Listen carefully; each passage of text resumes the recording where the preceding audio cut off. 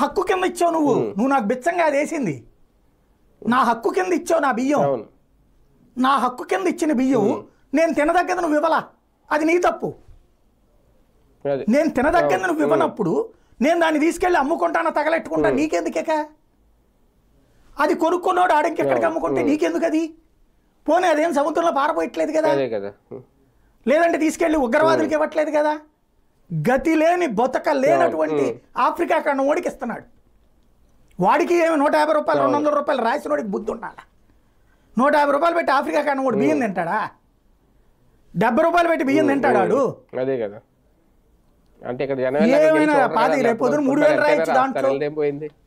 ఇష్టం మన ఇష్టం ఏమైనా మాట్లాడతాం. బేసిక్గా అక్కడ కూడా ఆఫ్రికా ఖండంలో ఐక్యరాజ్య సమితి వాళ్ళు ఆహార భద్రతా విధానం కింద ప్రపంచ దేశాలందరి దగ్గర అడుక్కుని తీసుకున్న డబ్బులతో ఈ బియ్యం కొని పంచుతారు వాళ్ళు ఉచితంగా.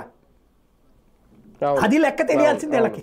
అందువల్ల అది 70 రూపాయలు అవుతుంది, 60-70 రూపాయలు వాళ్ళు సాధ్యమైనంత తక్కువ తీసుకుంటారు. అది వాళ్ళు తింటారు. ఇది వాడికి గతి లేదు కాబట్టి. ఇక్కడ నువ్వు చెయ్యాల్సిన నీ ప్రాథమిక కర్తవ్యం తినే బియ్యం ఇవ్వటం.